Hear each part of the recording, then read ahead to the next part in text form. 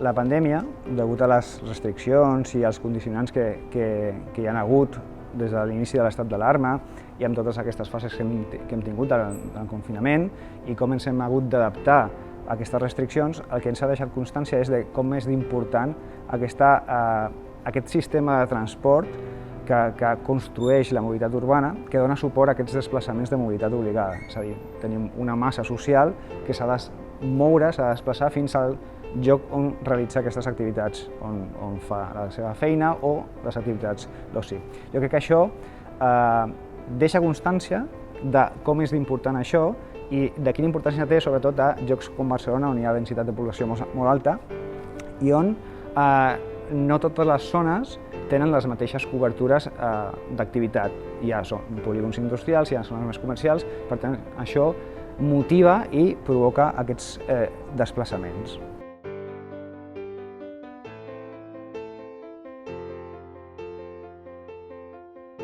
Bé, jo crec que el primer que hauríem de fer és definir quins són o quins seran aquests efectes. Hem de tenir en compte que, des de l'inici de l'estat d'alarma i d'aquesta emergència sanitària que hi ha hagut, ens hem hagut d'anar adaptant a mesures que ens han vingut de les autoritats sanitàries i que de vegades, potser per la urgència, no han sigut ben definides o s'estan construint a poc a poc. S'estan millorant, al principi eren una mica indefinides i cada cop són més definides. Per tant, jo crec que és massa aviat per parlar de quins són els efectes que perduraran després. Més que res perquè estem en un moment transitori i encara falta bastant per saber quins d'aquests efectes es mantindran al final. També hem de tenir en compte que els grans canvis mai es fan ràpidament, requereixen un temps, per tant necessitem saber quan durarà això. I també, històricament sabem que la tendència és sempre tornar o intentar tornar a la situació anterior. Per tant, jo crec que és massa aviat encara per saber quins d'aquests efectes perduraran.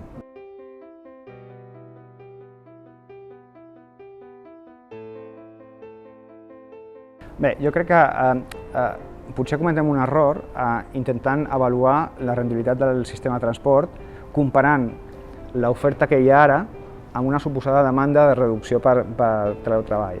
El que hem de fer és, quan tinguem dades de quin és aquest impacte del teletreball, llavors podrem comparar amb els efectes de l'oferta de transport públic. En tot cas, aquesta oferta de transport públic no es quedarà igual que ara, si hi ha menys demanda, l'oferta del transport s'adapta, o bé modificant freqüències, o bé redistribuint la flota, o fins i tot modificant el punt final de les inversions. Però això és un error, no podem comparar el que hi ha ara amb una demanda inferior. L'oferta de transport s'adaptarà.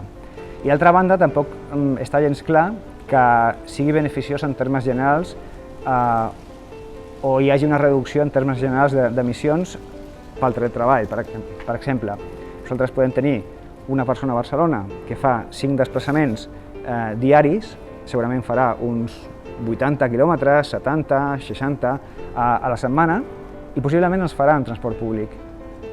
Però també és lògic pensar que potser aquesta persona, si només ha d'anar un dia a la feina, i està treballant a Barcelona, potser es planteja viure, per exemple, a Terrassa o a Manresa. Posem el cas de Manresa. Tenim només un desplaçament, 60 km per 2, són 120 quilòmetres que segurament farà en vehicle privat. Per tant, aquí comparem 80-90 quilòmetres segurament en transport públic amb 120 en vehicle privat. Per tant, en aquest cas, i en molts casos, no és millor el teletreball. Per tant, això és un càlcul que es podrà fer si tinguéssim més informació o en un futur.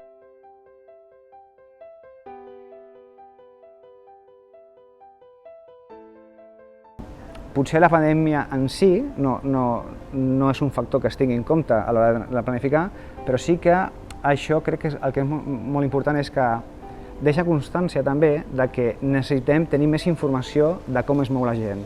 Aquestes fonts d'informació que ara mateix hi ha les enquestes de mobilitat, hi ha dades de telefonia, etc. Jo crec que s'ha de millorar molt per conèixer millor com es mou la gent. Quan tinguem aquesta informació la podem creuar sempre respectant els termes de privacitat. Doncs, per exemple, podrem preveure quina serà la mobilitat donat si X empreses o X companyies decideixen fer un tant per cent de teletreball. Llavors podrem conèixer quina serà realment la demanda que hi haurà en funció de X escenaris. Això per una banda. Per una altra banda, sí que és veritat que els operadors de transport han de dissenyar operatives per tal que ells puguin adaptar la seva oferta de manera més dinàmica, no ser tan rígids. I això es farà en base a aquesta nova demanda que hi haurà. Aquest és un altre mecanisme. I, evidentment, el tercer punt que jo crec que serà important és que sí que és veritat que ara sí, tenint en compte aquestes situacions d'emergència sanitària, potser sí que s'obren noves línies d'investigació en temes de nous materials o nous dissenys dels interiors de busos o metros per fer-los com més segurs en aquest aspecte.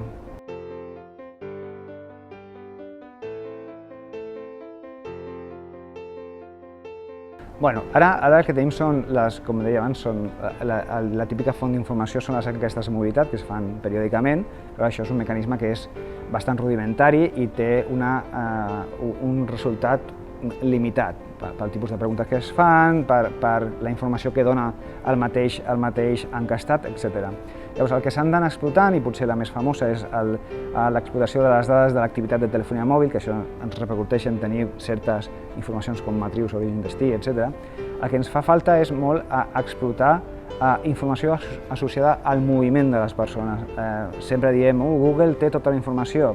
Bueno, és perquè nosaltres tenim un dispositiu que està amb nosaltres tota l'estona, que moltes vegades tenim activat el GPS i que acceptem en moltes aplicacions que ens faci un tracking de la nostra activitat. Tota aquesta informació que genera un usuari es podria aprofitar per saber quin és el seu moviment i per predir quins són els seus moviments futurs, ja sigui per les seves aficions, perquè ha deixat constància que farà un viatge o que anirà a un concert, etc. Tot això creuant amb altres fonts d'informació, com per exemple quina meteorologia farà en un moment determinat, o bé, mil coses que són fonts d'informació que encara no estan per explotar del tot. Hi ha prototipus experiments o prototipus d'analitzar aquestes dades, però encara no se li ha tret tot el potencial que podria tenir.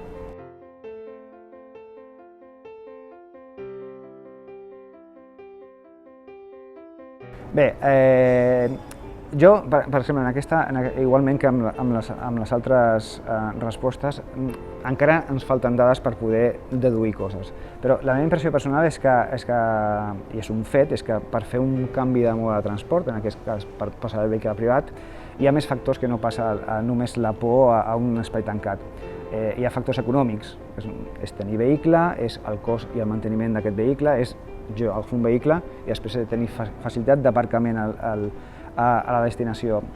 Sabem que, per exemple, a Barcelona s'està augmentant la zona verda, s'està augmentant amb la zona de baixes emissions, segurament potser en un futur hi ha un peatge urbà com en altres ciutats, per tant és cada cop més complicat o més costós anar en vehicle privat. Per tant, això de la por no és l'únic factor que hi ha. I a més, si ens movem, jo crec, sincerament, personalment, des de l'inici de l'estat d'alarma fins ara, hi ha més relaxació. O sigui, jo crec que ara no hi ha tanta sensació de por respecte al principi. I un altre factor, i després que no hi ha coses que no ens adonem, però, per exemple, un trajecte en transport públic, potser són 20-25 minuts, i aquest trajecte el comparteixes amb més gent que en principi hauria d'anar amb mascareta. Per tant, potser és més segur que no estar 2 hores a una terrassa d'un bar on a 2 o 3 metres tens molta gent sense mascareta. Per tant, això de la por jo crec que s'està perdent una mica la por a l'espai tancat.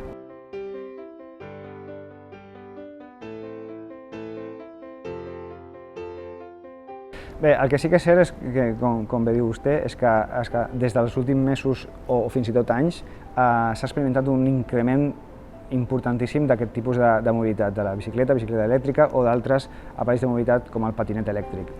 Això té un creixement indudablement incremental i potser aquests temes sanitaris no, però sí que és veritat que hi ha actuacions que estan sobre l'espai urbà, que són l'augment de l'espai públic, l'augment de quilòmetres perquè la gent pugui caminar o pugui anar en bicicleta, que sí que poden fer més atractiu l'entorn perquè la gent tendeixi a decidir-se per aquest mode de transport.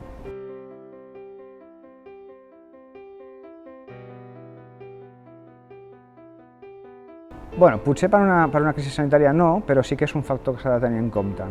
És veritat que ara les actuacions, justament la setmana passada hi havia polèmica sobre aquestes actuacions amb mobiliari urbà, són actuacions que s'han de fer.